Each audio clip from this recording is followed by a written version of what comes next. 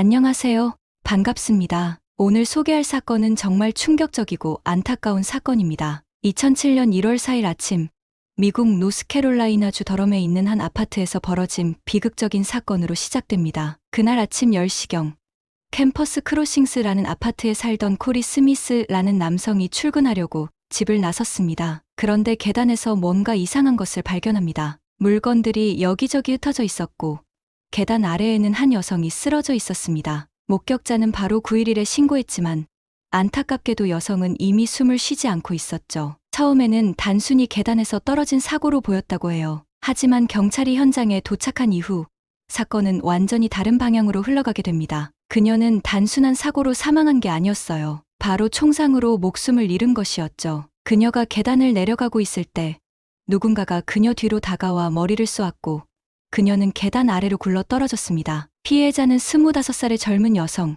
데니타 스미스였습니다. 그녀는 캠퍼스 크로싱스 아파트에 살며 더럼 지역에서 꿈을 키워가던 사람이었어요. 데니타는 노스캐롤라이나 대학교 대학원생이었고 학교 신문의 사진기자로도 활동하며 자신의 재능을 펼치고 있었습니다. 데니타는 정말 열정 넘치고 재능 많은 사람이었어요. 사진 찍는 것을 너무나 사랑했고 카메라는 그녀의 친구이자 자신을 표현하는 도구였죠. 심지어 그녀의 사진은 뉴욕타임스에서도 인정받아 장학금을 받을 정도로 뛰어났습니다. 그녀의 사진은 사람들의 마음을 울리고 신문에 실릴 만큼 감동적이었어요. 또한 데니타는 야망 넘치는 사람이었어요. 그녀는 사진과 저널리즘 분야에서 큰 성공을 거두고 있었고 앞으로 더 많은 계획을 세우고 있었습니다. 하지만 그렇게 밝은 미래를 꿈꾸던 그녀에게 이런 비극이 닥치게 될 줄은 아무도 몰랐겠죠. 이 사건은 여기서 끝이 아닙니다. 데니타의 죽음 뒤에는 밝혀지지 않은 숨겨진 진실과 충격적인 반전이 숨어 있었는데요. 치명적인 총격 사건이 발생한 지 불과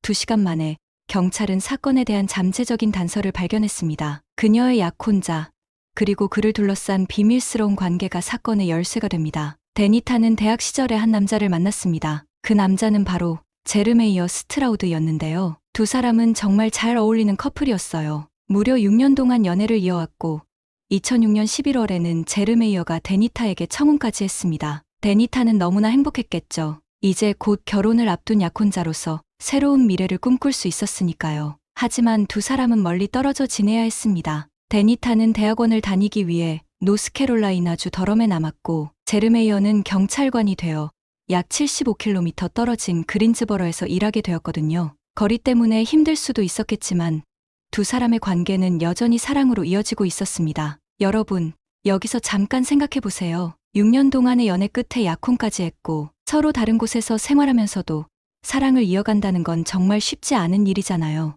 데니타와 제르메이어는 그만큼 서로를 믿고 의지했던 것 같아요. 하지만 이 행복한 순간 뒤에는 아무도 예상하지 못했던 비극이 기다리고 있었습니다. 2007년 1월 4일은 목요일이었습니다. 데니타는 그날도 평소처럼 대학원 수업에 가기 위해 준비를 하고 있었죠. 그녀는 노스캐롤라이나 중앙대학교에서 석사 학위를 따기 위해 열심히 공부 중이었고 절대 지각하는 일이 없는 성실한 학생이었습니다. 하지만 그날 오전 10시 같은 아파트에 살던 코리 스미스라는 남성이 출근하려고 집을 나서다가 이상한 광경을 목격하게 된 것이며 계단 위에는 여성의 물건들이 흩어져 있었고 계단 아래에는 한 여성이 쓰러져 있었던 것이죠. 목격자는 즉시 911에 신고했지만 이미 그녀를 살릴 수는 없었으며 경찰이 현장에 도착했을 때 이미 사건의 첫 단서가 나타나기 시작했는데요. 경찰은 사건 현장을 목격한 사람에게서 오전 8시쯤에 경찰에게 신고 전화가 들어왔다는 것을 알게 됩니다. 그리고 바로 그 시간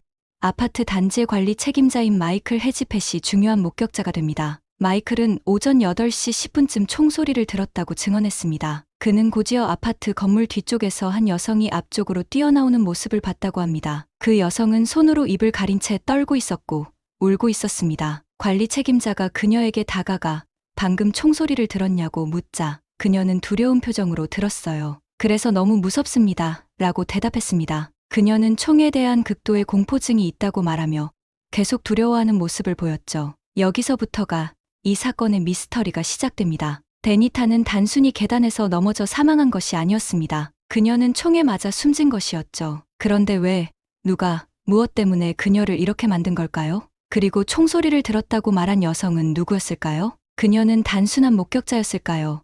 아니면 사건과 관련된 더 깊은 비밀을 알고 있었던 걸까요? 데니타가 쓰러져 있던 계단 근처에서 총소리를 들었다고 말했던 여성. 그러나 그녀는 사건 직후 사라졌습니다. 여성을 목격한 아파트 관리자는 그 여성을 이렇게 묘사했는데요. 키는 약 178cm로 꽤 큰 편이었고 피부색은 어두운 편이었으며 보르도색 SUV를 타고 떠났다고 했습니다. 경찰은 이 여성과 계단에서 발견된 데니타의 사건이 분명히 연관이 있다고 판단하고 본격적으로 수사를 시작했습니다. 경찰은 먼저 데니타의 약혼자인 제르메이어 스트라우드를 찾아가 조사했습니다. 제르메이어는 사건 당시 어디에 있었을까요? 그는 그날 아침 그린스보로에 있는 자신의 집에서 잠을 자고 있었다고 진술했습니다. 전날 밤 늦게까지 일을 했기 때문에 피곤해서 집에만 있었다고 했죠. 제르메이어는 경찰에게 2자루의 권총을 가지고 있다고 말했습니다. 하지만 그의 총은 둘 다 49경이었습니다. 반면 데니타를 살해하는데 사용된 총은 389경이었죠. 이 때문에 경찰은 제르메이어를 용의선상에서 제외할 수밖에 없었습니다. 그런데 여기서 제르메이어가 경찰에게 놀라운 사실을 털어놓습니다. 경찰이 보르도색 SUV를 타고 떠난 여성을 찾고 있다는 이야기를 듣고 그 여성을 알고 있다고 말을 하는 것입니다. 그 여성이 누구였을까요? 그녀는 바로 셰넌 크롤리라는 이름의 여성이었습니다. 셰넌은 그린스보로에서 911 응급센터의 교환수로 일하고 있었는데요. 제르메이어는 셰넌이라는 싱글맘과 불륜을 저질렀다고 합니다. 제르메이어는 경찰에게 셰넌과의 관계를 솔직히 털어놓았습니다. 두 사람은 911 센터에서 처음 만나 연인 관계로 발전했지만 셰넌은 처음에 제르메이어에게 약혼자가 있다는 사실을 몰랐습니다. 그들은 우호적으로 시작했지만 성적인 관계로 바뀌었습니다. 하지만 관계는 오래가지 못했고 약 1년 전에 끝났다는 것입니다. 더 충격적인 사실은 셰넌이 불륜 중에 임신을 했다는 것입니다. 하지만 제르메이어는 셰넌에게 나는 이미 약혼자가 있다. 아이를 낳을 수 없다고 말하며 나중에 낙태를 했으며 관계를 정리했다고 합니다. 그러나 데니타는 약혼남이 불륜을 저지른 사실을 전혀 모르고 있었습니다. 만약에 데니타가 약혼남의 불륜을 알았다면 사건은 발생하지 않았을까요? 경찰은 셰넌을 찾아가 조사했습니다. 그녀는 자신이 데니타를 알지도 못하고 단 한 번 교회에서 본 적이 있을 뿐이라고 주장했습니다. 그리고 사건 당일에는 아픈 아이를 병원에 데려가고 있었다며 알리바이를 내세웠죠. 하지만 경찰은 셰넌의 알리바이를 확인하면서 이상한 점을 발견했습니다. 그녀가 병원에 갔다고 주장한 시간에 병원 기록에는 그녀의 방문이 없었습니다. 또한 셰넌이 과거에 389경 권총을 구매했다는 사실도 확인됐습니다. 셰넌은 그 총을 바로 버렸다고 말했지만 경찰은 쉽게 믿을 수 없었습니다. 결정적으로 경찰은 셰넌의 보르도색 SUV를 조사했습니다. 그 안에서 화약 잔여물이 발견되었죠. 이는 셰넌이 총을 쏜 후 차량을 운전했을 가능성을 강하게 시사했습니다. 사건은 점점 더 미궁 속으로 빠져들고 있었습니다. 셰넌 크롤리는 정말 데니타를 죽인 범인일까요? 아니면 그녀가 숨기고 있는 또 다른 비밀이 있는 걸까요? 경찰은 결정적인 증거를 바탕으로 셰넌 크롤리를 체포하고